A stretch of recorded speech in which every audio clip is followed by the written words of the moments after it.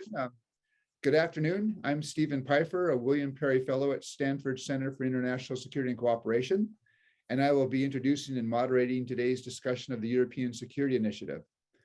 Last week, what we were talking about a crisis for Russia and Ukraine.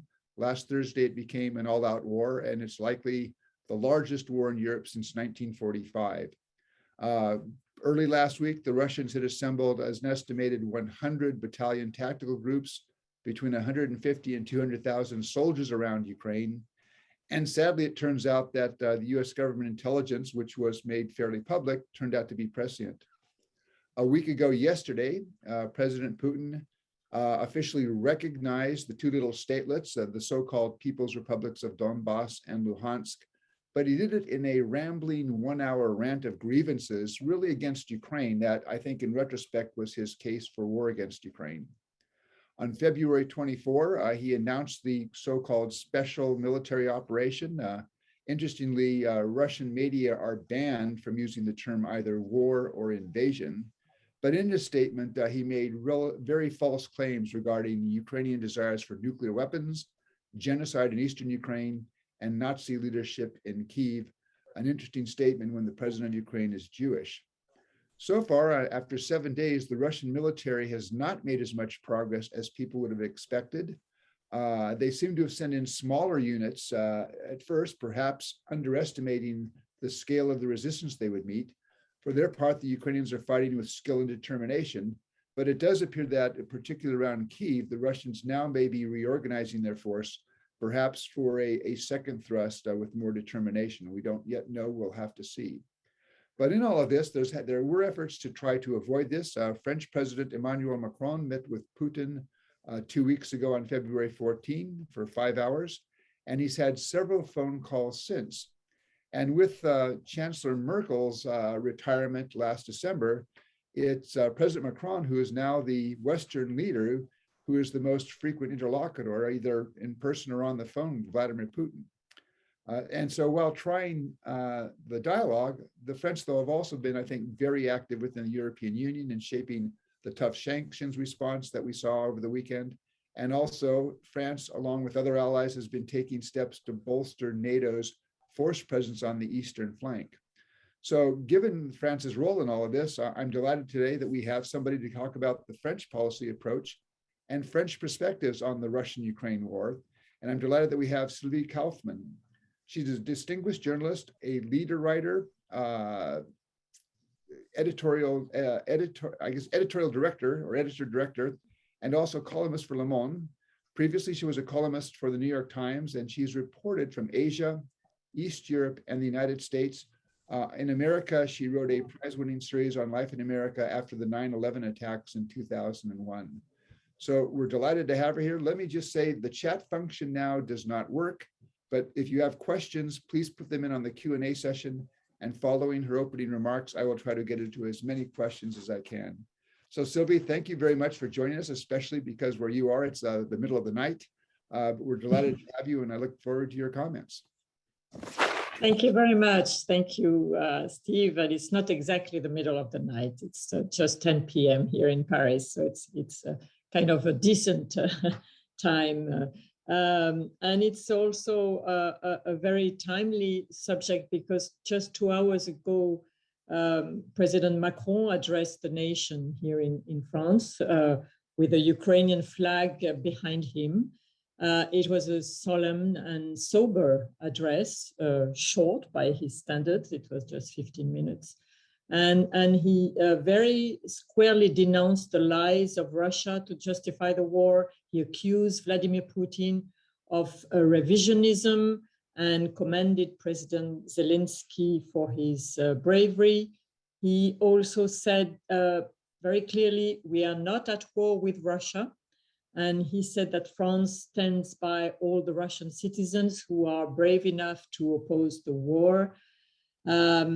He said that he would nevertheless stay in touch with Vladimir Putin in order to try to convince him to stop the war and to prevent the extension, further extension of the conflict. He then prepared the public opinion for the economic consequences of the sanctions against Russia. which he said will have a cost on prices in France and in Europe, and on living standards and on the economic growth. And finally, he turned to the geopolitical consequences of this Russian war. This war, he said, is the sign of a new era in which freedom and democracy can no longer be taken for granted. He pointed out the unity of Europe, but he said that Europe has now to accept to pay the price of freedom and democracy. And this price is that Europe cannot afford to be dependent for its energy on Russia, of course, and that Europe defense, I quote him, must take a new step. And he called for a summit. He's calling a summit of heads of states and government of the 27 member states of the EU on these issues next week. So this address was very much in line with the historic speech that German Chancellor Olaf Scholz made in the Bundestag on Sunday. And it shows how much European leaders have taken stock of the magnitude of the shock that Vladimir Putin has inflicted on Europe. The difference is that Olaf Scholz is just starting his term as Chancellor, while Macron is finishing his first term after 5 years of presidency. And he should announce that he's running for a second term in a couple of days.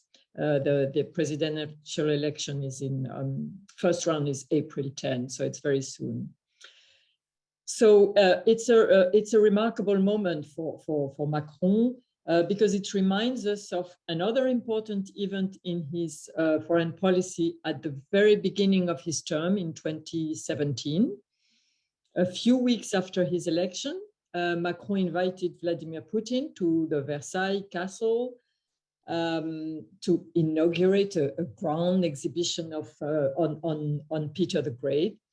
And after their talks, they held a brief press conference, and Macron talked quite bluntly then about the Russian interference during the presidential campaign, our presidential campaign, and he said that he considered Russia Today and Sputnik not as media, but as propaganda agents.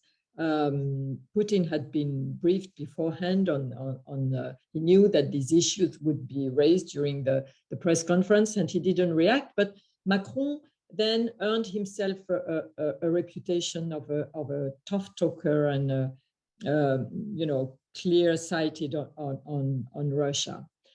In fact, Macron at that time had high hopes of establishing a good relation with the Russian president, not only because all presidents want to try to reset relations with Russia, but also because he was convinced early on of the need to rebuild some kind of security architecture for Europe. And this with two ideas in mind. The first one is that the post-Cold War architecture was becoming obsolete, with arms control treaties running out of service and so on. And second idea was that this time, if a new European security architecture was to be built, Europe had to be at the table when it would be negotiated, unlike during the Cold War. So that was his ambition that he pursued consistently through many phone calls over the following couple of years. And then he also went to St. Petersburg for a forum where he had a long meeting with Putin. And then in 2019, he invited Putin to the official summer residence of the French president on the Côte d'Azur. And that was seen as a very special treatment. It's fairly unusual to invite a foreign head of state who is not an ally to this residence. And so that was truly meant to be to be a reset. But it failed. I think we can very easily say today that it failed, and because this initiative met two obstacles. The first one is that it was badly prepared in terms of coordination with France's European partners. In fact, there was no coordination at all. Even Angela Merkel was kept in the dark. So it was very much a solitary initiative, which immediately rose a lot of suspicions and even hostility among member states of the EU from Northern Europe and Central Europe, Poland, Romania, Sweden, the Baltic states. And a second obstacle was that Putin, in fact, Putin did come to that meeting in Brégançon, but he was never prepared to give anything in return for Macron's gesture. So in the end, Macron's initiative went nowhere, much to his chagrin. He never got anything from Putin, but nevertheless, he kept in touch with him and maintained a kind of loose dialogue through phone calls, fruitless dialogue, but at least there was a contact. At the same time, Macron established a close relationship with Volodymyr Zelensky, whom he invited to the Élysée in 2019, even before he won the election. And so that led to a small progress in the negotiation on Donbass, in the so-called Normandy format, which involves France, Germany, Russia, and Ukraine. In December 2019, Merkel, Macron, Putin, and Zelensky met in Paris. And the result was an exchange of prisoners, which was important, but it didn't go further than that. And then came the long period of COVID-19. Fast forward to 2021, and the tensions over Ukraine. The buildup on the Ukrainian border started towards the end of last year, as France was preparing to take the rotating presidency of the European Union on January 1st. And this rotating presidency, of course, is important for member states like France, who like to leave a mark and can mobilize quite a big diplomatic force. And it was also important for Macron because he has always campaigned on a strong European ambition. So he was really determined to make the most of it for Europe, but also for his candidacy to a second term, we can presume. So as soon as he could, in January, he decided that France would play a key role in this crisis over Ukraine, and that he would get Europe to play a role, because that was his, this idea. And remember that early in this crisis, Putin said that he only wanted to deal with the United States and with Joe Biden. He didn't want to deal with the Europeans, whom he despises, basically, because he thinks they are weak and divided. So it always takes ages to talk to them and to make a deal with them. But Macron, to his credit, was determined to make the European voice heard, and I have to say that in that way, in that respect, he has succeeded. So how did he handle this crisis? There was, as you pointed out, Steve, at the beginning, there was a new factor in Europe, which is that Angela Merkel was gone, and Germany had a new chancellor, Olaf Scholz, since early December, who was not yet, of course, very familiar with this diplomatic scene, and had to, handle his own coalition. So in a way, the road was open for Macron, because Scholz didn't have the same kind of relationship with Putin as Merkel had. Now, the difference from 2019 for Macron was that this time he has learned his lesson. He decided early on that he had to act in very close consultation with the allies, mainly the US, NATO, Germany, but also specifically with the countries which are most sensitive to Russia and which are close to Ukraine. So that's Poland, Romania, Sweden, the Baltic countries, Finland, and so on. And I must say that all the officials or leaders of those countries that I have talked to over the past few weeks have said that they were completely satisfied with the level of satisfaction, the level of consultation, I'm sorry, that they have had with the French government throughout this crisis. An interesting sidebar in this episode is the relationship is France's relationship with the United States and with the United Kingdom, which had suffered a severe blow last September because of AUKUS, the defense pact signed by the United States, Australia, and Britain at the expense of France and behind its back. But after a couple of weeks, the Biden administration came forward to mend fences. It sent its whole diplomatic team to Paris, and Macron took advantage of this situation to extract, if I could say, or to negotiate with the Biden administration a kind of agreement on European defense and European sovereignty. With Britain, it has been much more difficult because there were other issues on top of the AUKUS. There were, the aftermath of Brexit and so on. But I would say that when I would say that when the crisis over Ukraine erupted, Macron and Boris Johnson were basically on non-speaking terms. But nonetheless, since this crisis started on Ukraine, they have managed to cooperate very well and speak to each other normally. So back to the dialogue with Putin in January and February.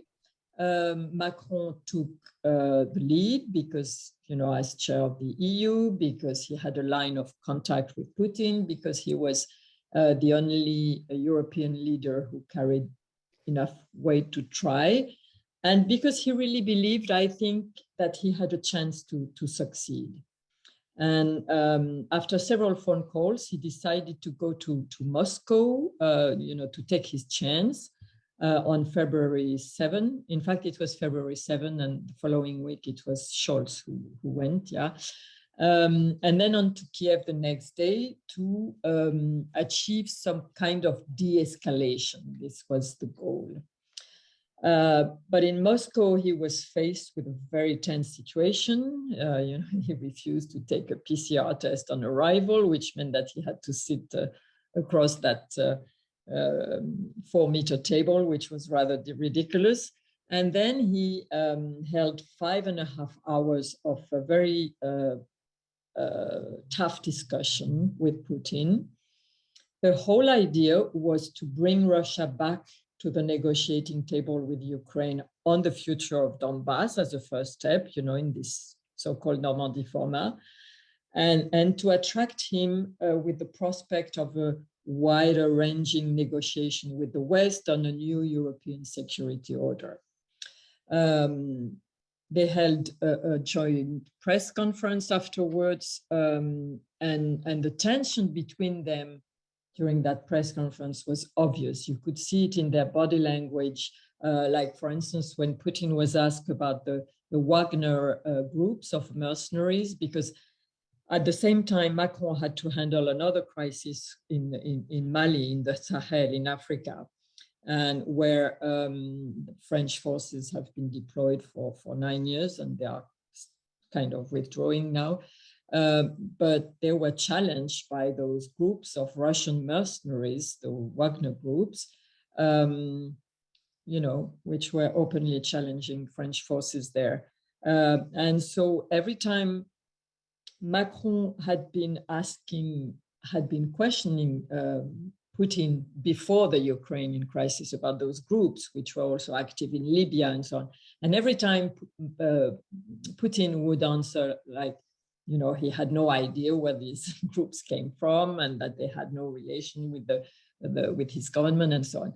And so during this press conference on February 7 in the Kremlin, a journalist asked a question about the Wagner groups, and Putin, again, really in your face said, I don't know, this is a private company. I have not, the Russian Federation has nothing to do with it. And you could see that Macron was really restraining himself, because this was really so insulting in a way. So that, you could see that the whole thing was really not going well. And in fact, we now understand that Putin was just playing for time. And in hindsight, that he was not interested in any kind of negotiation, that his real objective was the total submission of Ukraine. So he made promises to Macron that, of course, he never fulfilled, like when he said that Russian forces would withdraw from Belarus after military exercises that were supposed to last from February 10 to February 20. And we can see now that not only did they not withdraw, but they invaded Ukraine from the very territory of Belarus on February 24th. On the flight back from Moscow, Macron told some journalists that the Putin he met in Moscow that day was different from the one that he had talked to in 2019. He found him obsessed with the past and with his own version of history. He found him more isolated, more rigid. And, this is also what the Finnish president, Sauli Niinistö, who has been talking quite regularly to Putin over the past 10 years, also noticed when he talked to him last time over the phone. So regarding Macron, I think that in a way that was really the end of his illusions, if he ever had any on the Russian leader. There was a last attempt to avoid the war. At the same time as we had this Munich Security Conference last weekend, I think, yeah. So on Friday night last week, the days are so intense at the moment that I kind of lose track. So Friday night last week, Macron took part in a video conference with President Biden and several Western leaders. And it was during that video conference, it was decided that Macron would suggest a Biden-Putin summit on Sunday. I mean, that he would offer the idea on the following Sunday, last Sunday, to Putin, because they had a call scheduled, Putin and Macron.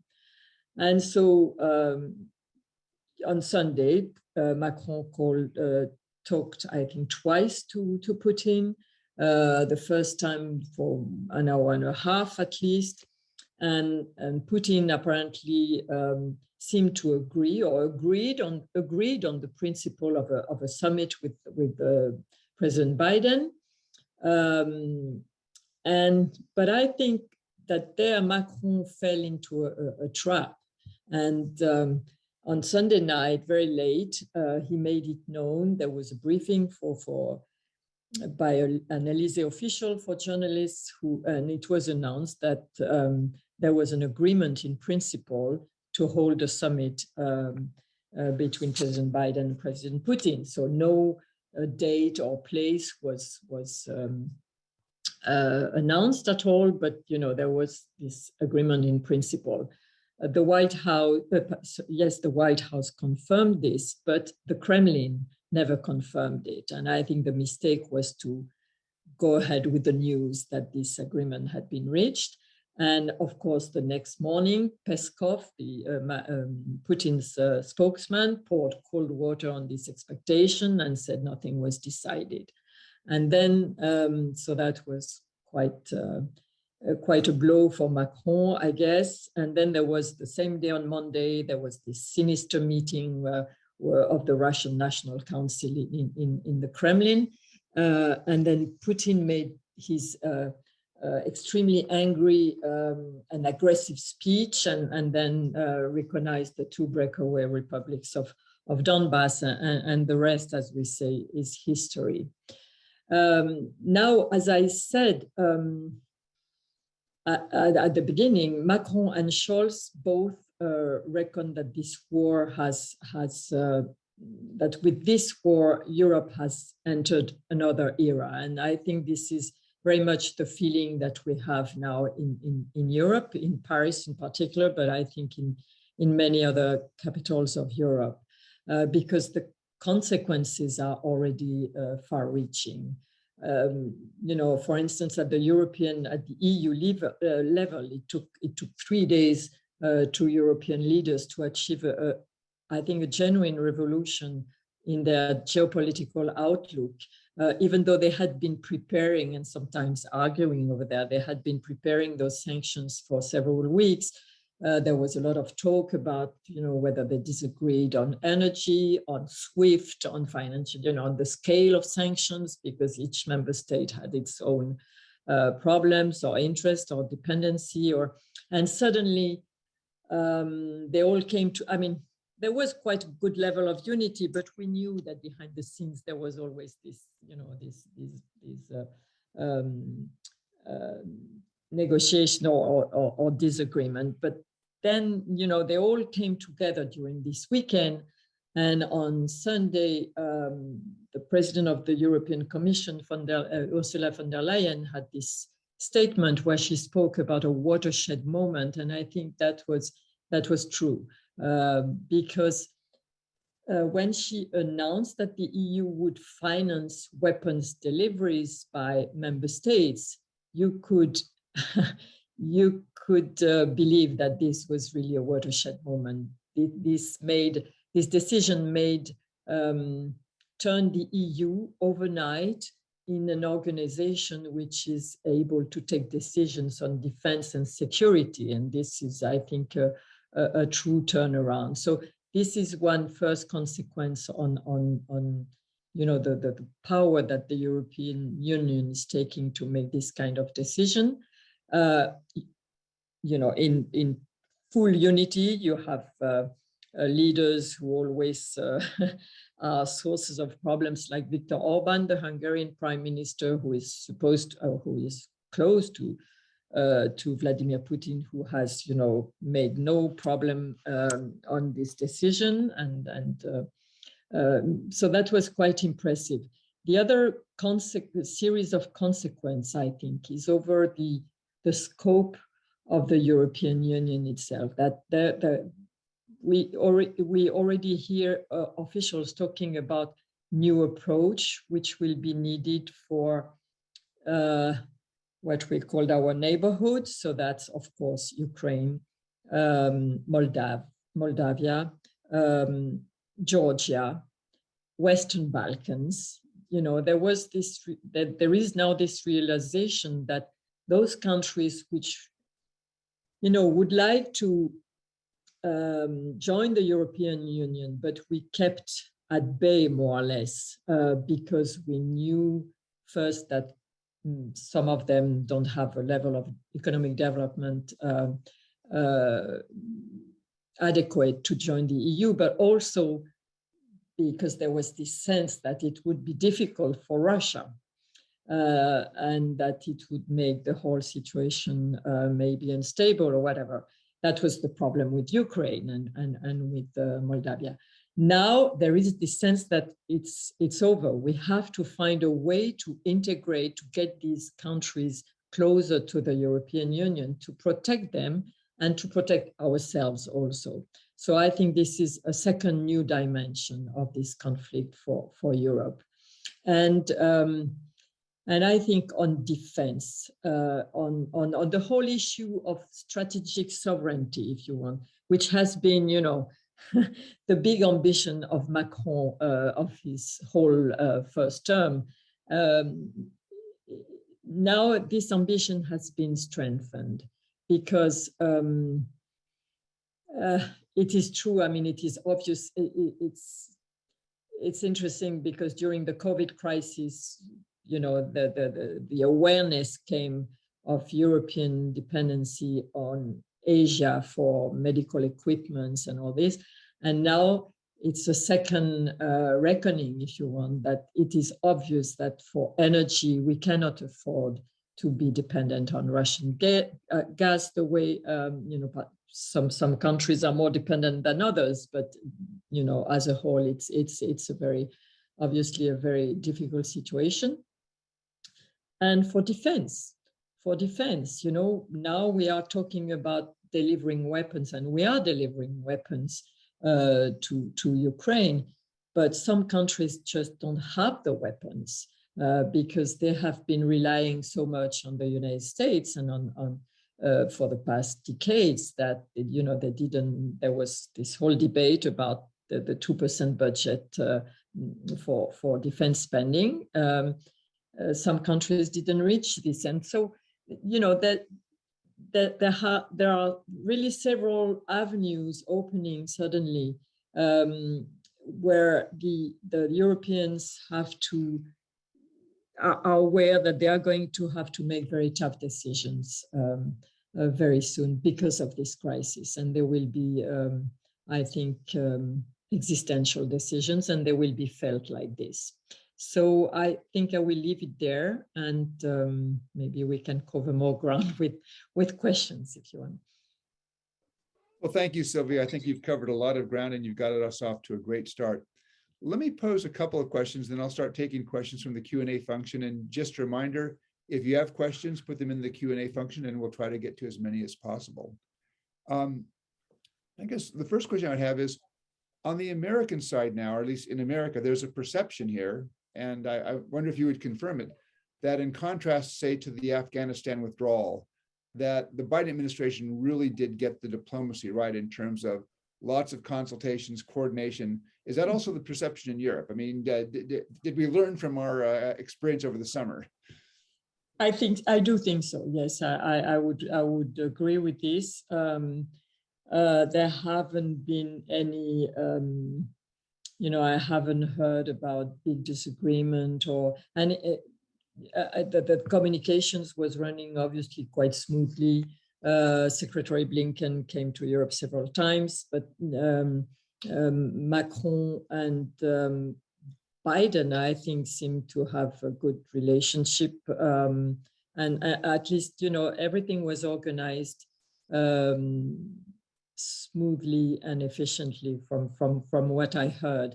And you're absolutely right. It's a starking contrast with last summer when the Europeans were so frustrated with the way, you know, the withdrawal of Afghanistan from Afghanistan was organized without consultation. So they said, no, things have been totally different this time. Okay.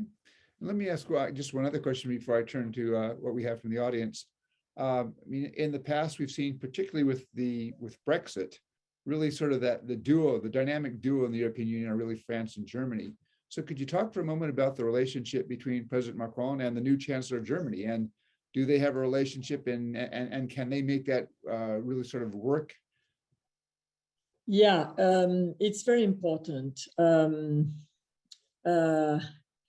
You know, this relationship is fundamental, and the leaders of both countries always, when they are elected, they always say that it's fundamental, and usually their first bilateral visit is for each other, and it usually works, but of course the chemistry and the personalities do matter. So Macron had reached a level of comfort, I think, with Angela Merkel. He has to start again with Scholz. They're not starting from scratch because, as you know, Chancellor Scholz was the finance minister, and there was a very important episode in 2020 during the COVID crisis where Scholz played a very important role which was the negotiation of the recovery plan, the COVID-19 recovery plan, which was a major decision for the European Union. And Macron initiated this, the discussion on that plan. The major decision was that for the first time, the European Union was decided to finance by itself with mutual debt, with a common debt, this massive recovery plan. And so Macron had the initiative, but of course he could never achieve this without Germany. And Germany was very reluctant up till then to do this kind of upgrade, if I may say, in European finance and economics. So Merkel made that shift, that political shift, which was decisive, but Scholz also played a very important role in this. And so Macron, of course, knows him, and now they have to reach the same level of comfort and understanding, if I may say, as he had with Merkel. It will take a little bit of time because Scholz is also quite busy with organizing his own government coalition, which is a bit complicated because it's 3 parties and 3 very different parties. But and he is also a very different personality from Macron. Macron is speaks a lot and is quite uses big words, and Scholz seems to be really just the opposite. He's a man of few words. So it's I think they are very, very different personalities, but Scholz, the coalition contract of the German government is very pro-European, much more than the previous one. And he made his own revolution on Sunday in that speech in the Bundestag, when he decided to, that's really the turnaround within the turnaround, if I may say, the German turnaround within the European turnaround. I've gone through very important phases over the past week. He decided to spend more than 2% of the German gross national product for defense spending, which is a major step for Germany.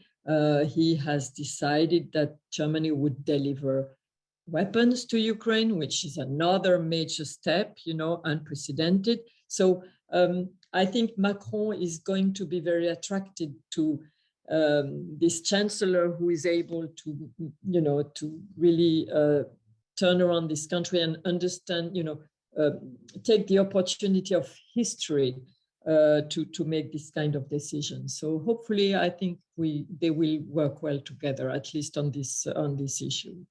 Okay.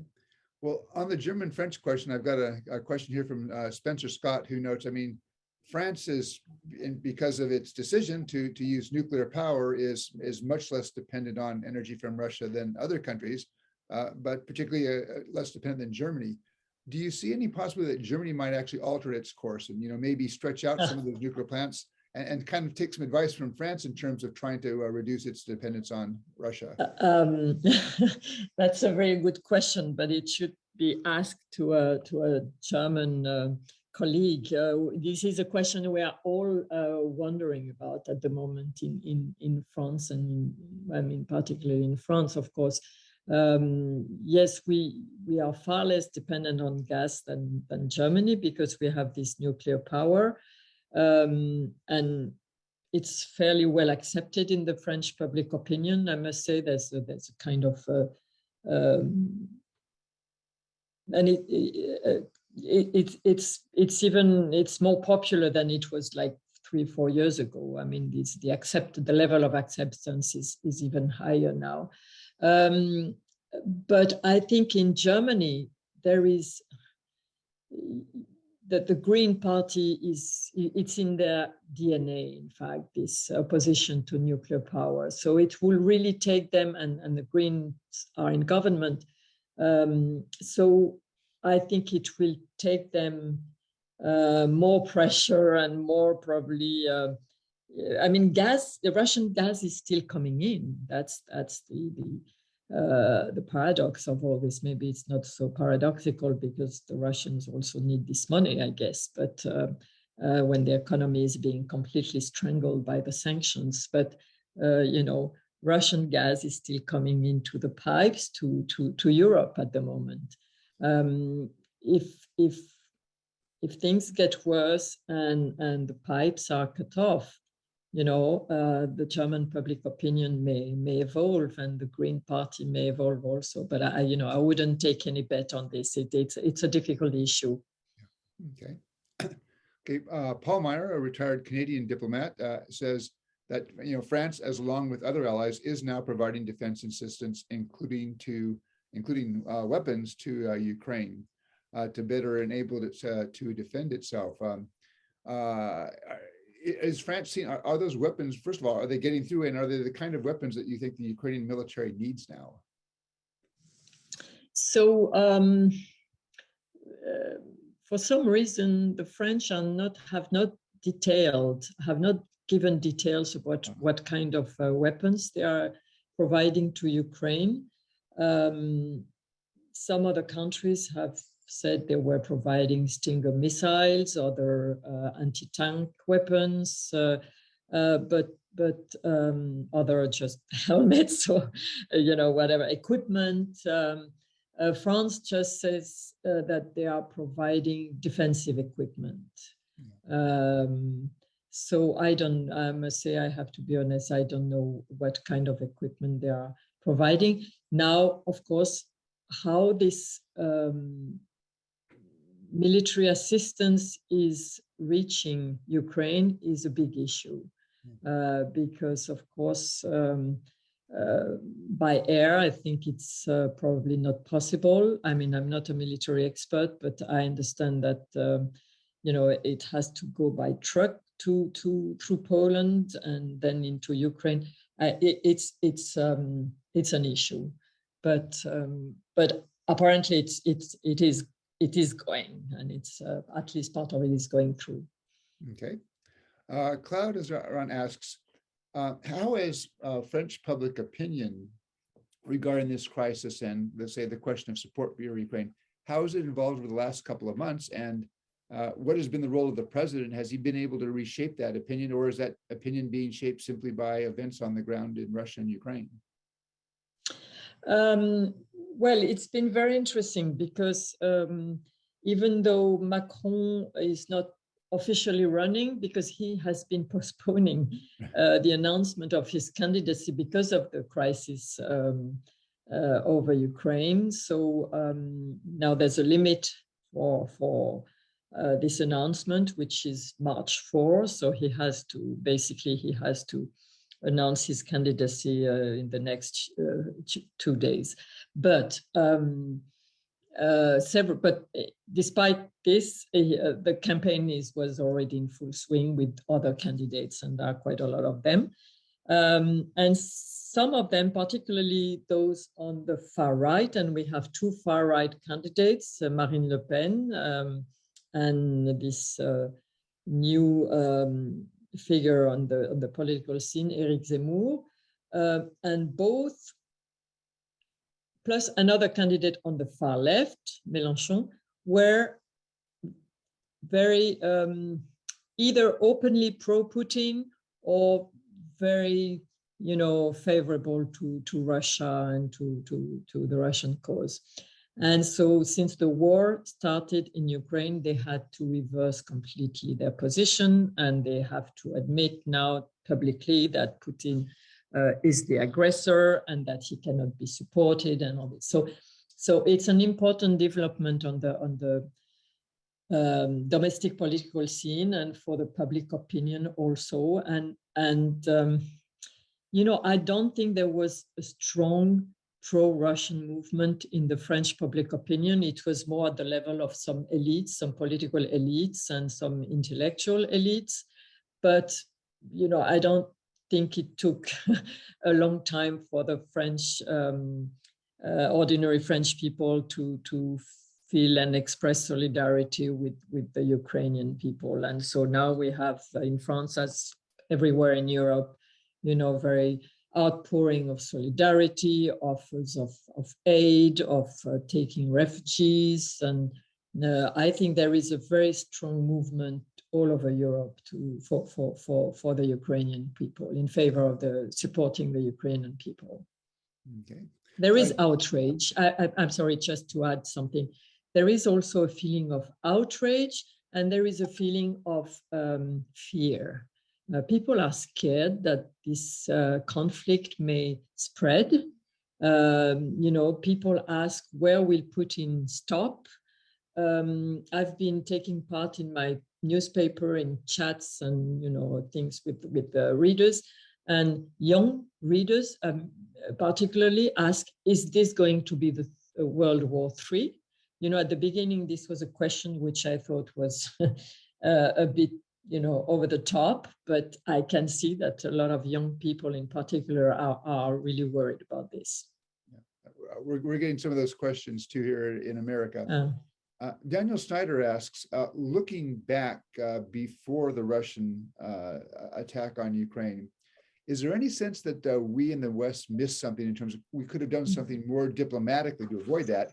And then looking forward in Paris, is there thinking about you know, how Europe might help shape an exit ramp or an off ramp so that Putin can get out of this crisis, with perhaps a role for President Macron to play as a mediator? So on the first part of the question, yes, there is this feeling, and there is some soul searching about, you know, how could we have avoided this? People around Macron, some people around Macron say, look, you know, he had the right idea at the beginning. He wanted a dialogue with Putin, and he was scorned, you know, not only by several member states of the European Union, but also in France, a lot of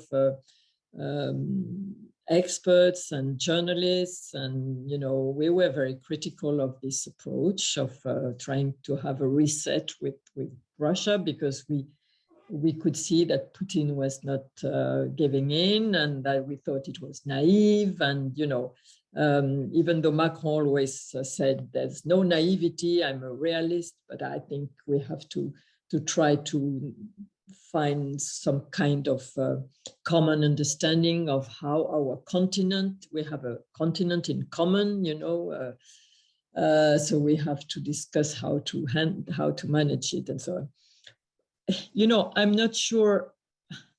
I don't think Putin was ever ready to really have this kind of discussion. I think over the past few years, he was already evolving in his own world. I don't know if you remember a few years ago, probably after the annexation of Crimea, Angela Merkel went to see him in Moscow, probably, or was it in Sochi? I forgot. But she came back and with this impression, she said, you know, she had failed to convince him or to get any concessions from him. And she said, he's now living in an other reality.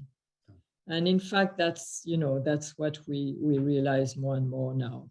I'm sorry, I forgot the second part of the question. Is it possible to envisage a way out now for Putin? You know, this is the question we are all wondering about now. And the situation is so crazy now that I don't see what, you know, there must be a way out, but nobody seems to see it at the moment. And in his address tonight, Macron did say that though he condemned Putin very forcefully, he said, I'm keeping the line of communication open. I'm still ready to talk to him, because we have to stop this war and we have to prevent this conflict from spreading further. So, and I think Zelensky also is ready to talk, the Ukrainian president. And of course, Macron, having this line of communication both with Putin and with Zelensky, could again try to act as a go-between. But, for instance, when Moscow offered negotiations on Monday,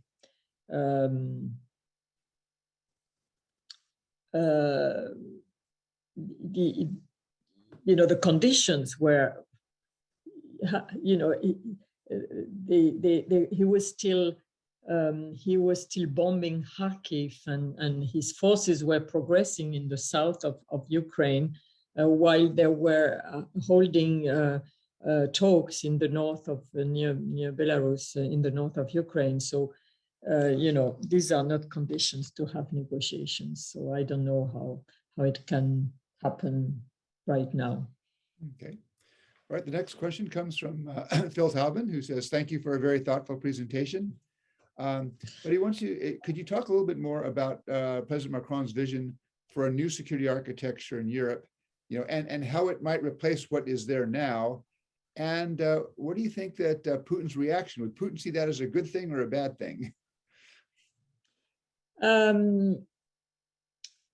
Hello, Phil. We were in Moscow together a long time ago. Macron's vision for European security architecture, it's, I would have a hard time describing it, because we don't really know what it is. There was a lot of speculation that it might be something very French or very different from what the Western community had in mind. And in fact, it was what Macron wanted to talk about with Putin, in fact, apparently was the very proposals that NATO had presented in its letter in answer. There was an exchange of letters between Moscow and NATO before this crisis really became a war, turned into a war. And in fact, the French ideas were those very much aligned with those ideas which were commonly accepted in among Western allies. So I think there was also a lot of speculation about this Finlandization idea for Ukraine.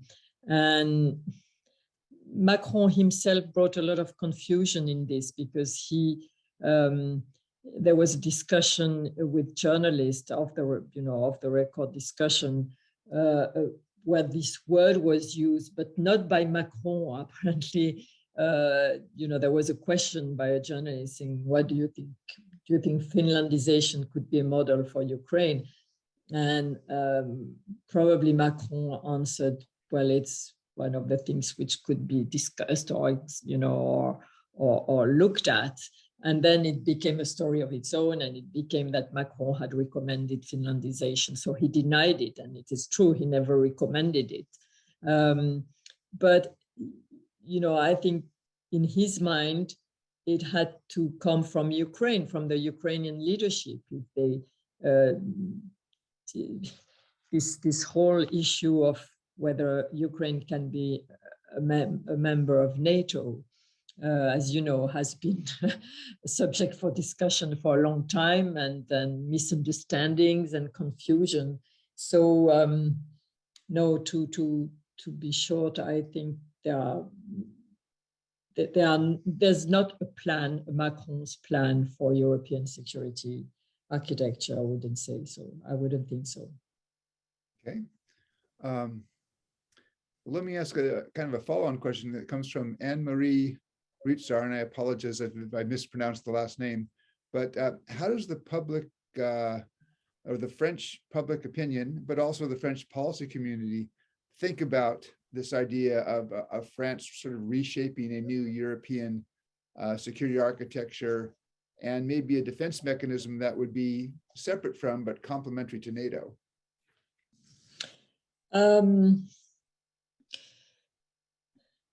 I'm not sure that the French public opinion is very has a very precise idea of what this means, but it is true that it's a kind of traditional line of French foreign policy that that Europe has to have its own not independence, but its own power of decision, if you want, autonomy of decision and forces. Now, I think this is seen, and this is what Macron tries to say, and then his most of his predecessors, that Europe can have its own autonomy of defense while being strongly attached to NATO. And France is an active member of NATO. You see at the moment, for instance, it is adding several hundred soldiers to strengthen the eastern flank of NATO in Estonia and in Romania. And I don't think, I think it's commonly accepted in France that European defense has to work with NATO. But what is probably more popular is the idea that there must be a European pillar of NATO within NATO, and that Europe needs some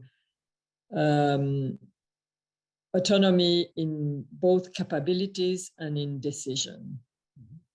Okay. Now, in the mind of the public opinion, what does it mean exactly? Because this is, as you know, a very complicated process, and there are procedures and the relationship between European defense and NATO. And so, I don't think people have all these details in their head, but the dynamic that there must be some European capabilities and power of decision is I think fairly well accepted in France. Yes. Okay. A question from Sig Hecker. How did the French government and the French foreign policy community react to Putin's playing of the nuclear card on Sunday? I think, like everywhere else, it was there was a lot of concern, but no panic, or I wouldn't say people were scared. I think, people are looking at Vladimir Putin today with very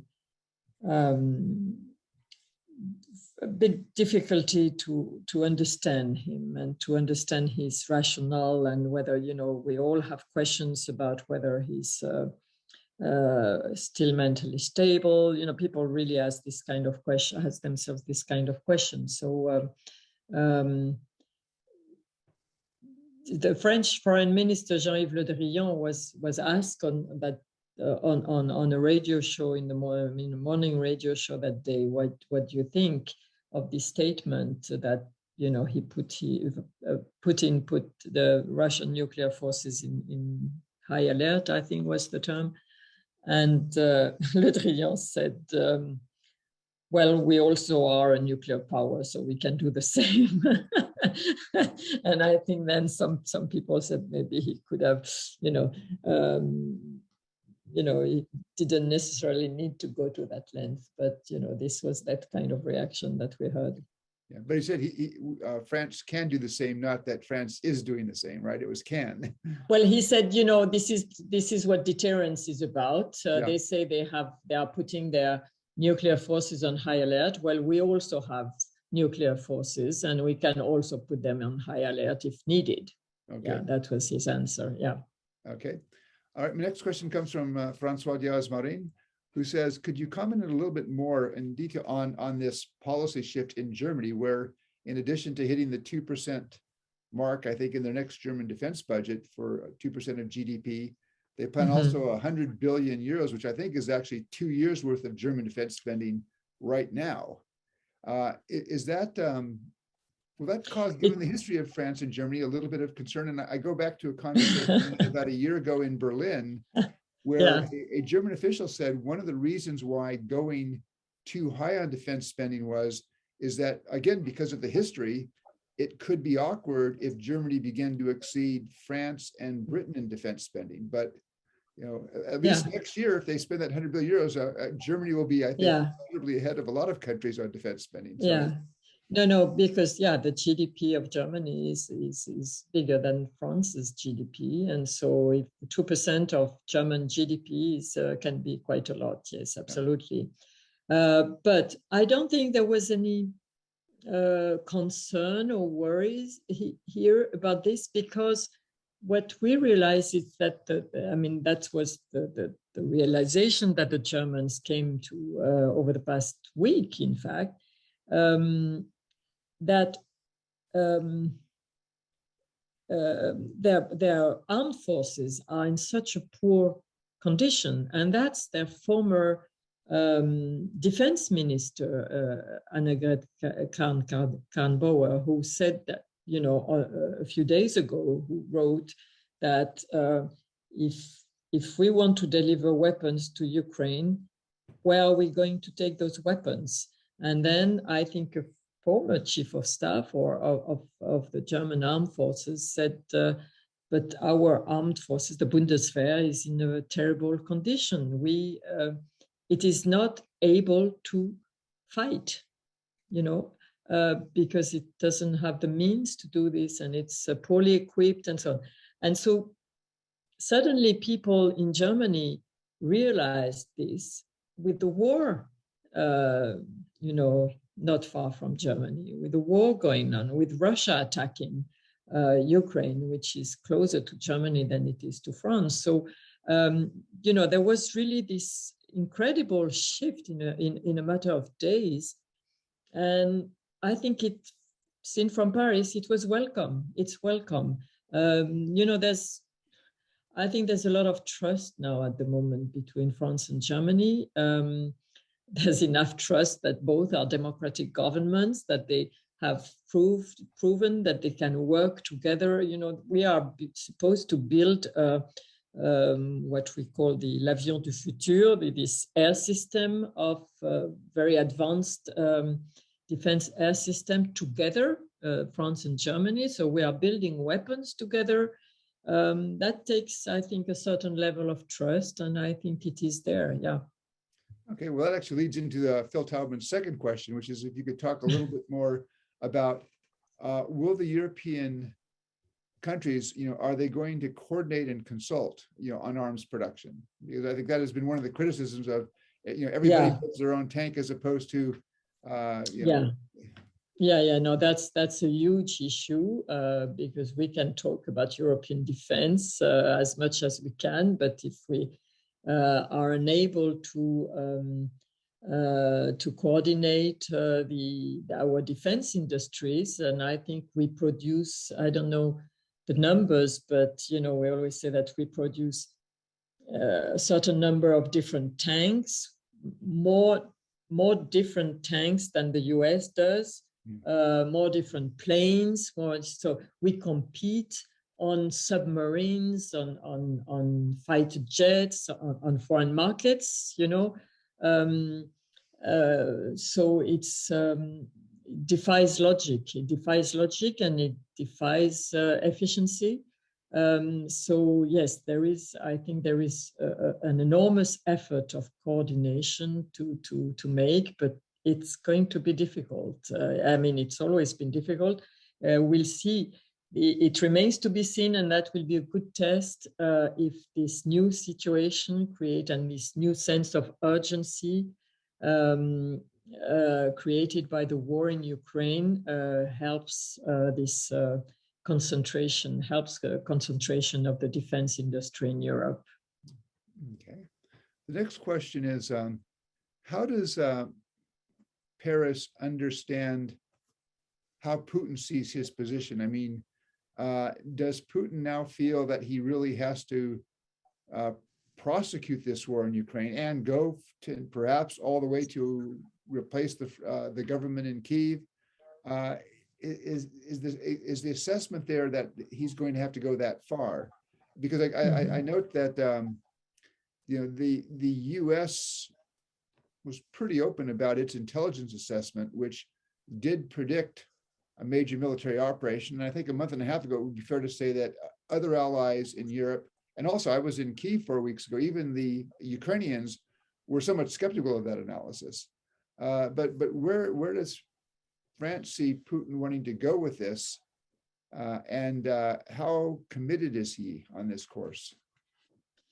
This is a very interesting aspect, a dimension of this crisis, that how we differed in our assessment. So there was the US and the UK on one side, which, since late October, I think, because we started to be aware of this build-up through a story in the Washington Post, right, on October 30. And then we had all these statements and leaks and communications from Washington and from London, and also through the media. And we said in continental Europe, we call them alarmists. Yeah, we thought it was a dramatization, that it was an exaggeration of the threat, that maybe it was a strategy, but basically we thought the danger was not so present.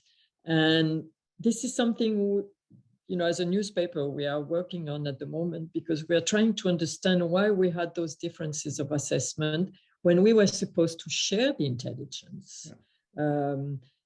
And I think the intelligence was shared among the allies. So maybe we can speculate that the UK and the US, because they are part of this Five Eyes network, maybe they had intelligence that we didn't have, that Germany, France, and Ukraine didn't have access to. But it was not in their interest not to share that intelligence. So it doesn't make sense. So I think it's probably has more to do with our psychology. And as you say, Steve, in Ukraine, they were also very skeptical about the urgency of the threat. And I think even a few days before the war started, some Ukrainian officials were saying, they may intervene, but the Russians may attack somewhere, but they will never attack Kiev. Yeah. There was even this feeling. So maybe we had always had this false sense of security. And there I'm not talking for the Ukrainians, because the Ukrainians, what they said was, we've been dealing with this for 8 years. Yeah. You're discovering the war, but we've been at war for 8 years, so we're used to it. So that was their position. I would say in France, in Germany, and Italy, and other European countries, maybe we had a false sense of security because we thought it was not possible. And also, personally, I must say, I thought Russians wouldn't want to go and kill Ukrainians. Yeah. And we see now that, it's not that easy for them. Yeah. But, maybe there was this kind of disbelief also, because we thought, this couldn't happen.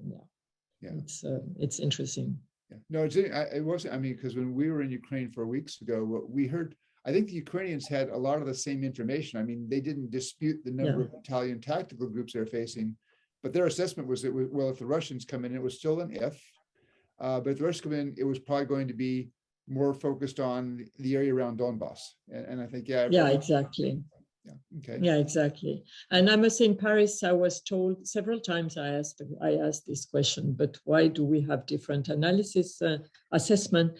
And I was told, we have the same intelligence, but we analyze it differently. From my time in the U.S. government, where the U.S. government had the same intelligence, again, you had that same issue just within the U.S. government. Different agencies would interpret information differently. That's interesting. What's the sense in Paris? I mean, I think the world has been surprised. Certainly, the Russians have been surprised about Ukraine's ability to hold out. But there's also a kind of this foreboding sense that there's another shoe about to drop. Is there a sense in Paris as to how long Ukraine can hold out? Is this going to be a long, months long war, or is this going to be something that the Russians, if they really tried, might be able to settle fairly quickly? Yeah. Well, or could the Russians, or could the Ukrainians win? Could the Ukrainians succeed? Yeah, yeah. Well, you know the Ukrainians very well, so I'm not surprised that they oppose a strong resistance to the aggressor, because, and I am surprised that the Russians are surprised. That's my big interrogation.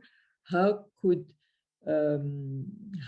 the Kremlin be so ill-informed about this country, which is just their neighbor and where they speak the same language more or less, and which they have so much in common and so much interaction with?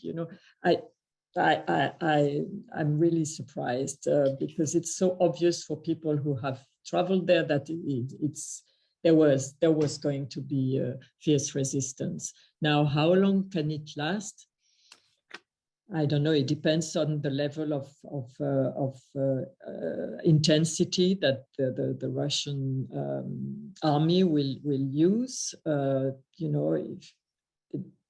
It's very difficult to say right now. I mean, we see quite a lot of people leaving, also refugees, but it's still 40 million people there in Ukraine. So.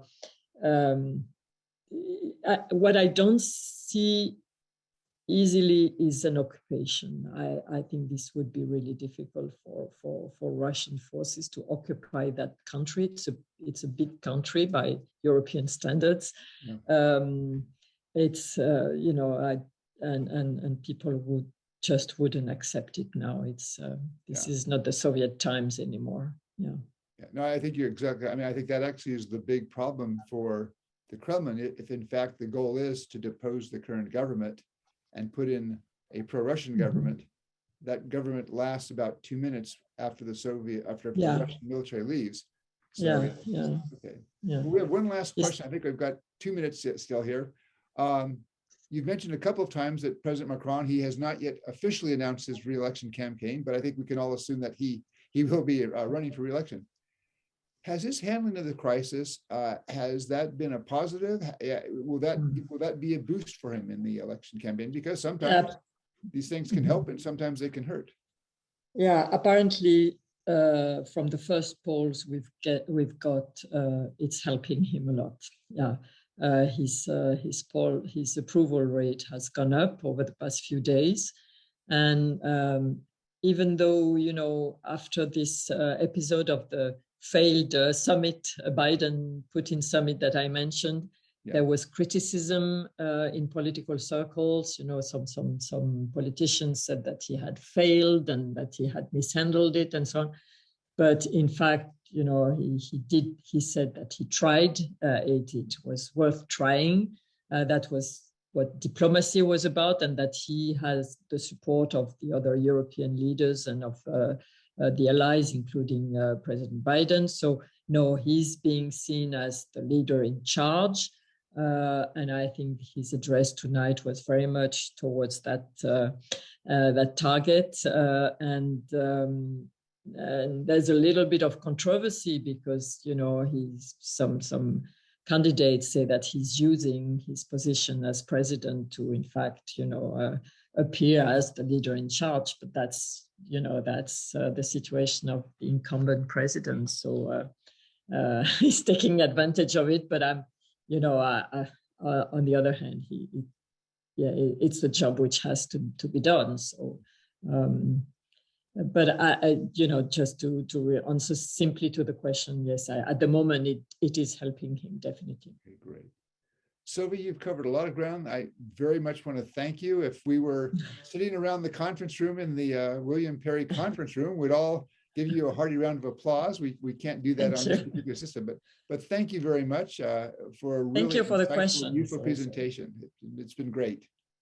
Thank you. Thank you very much, Steve. Thank you. Bye-bye. Very good to be with you. Bye-bye.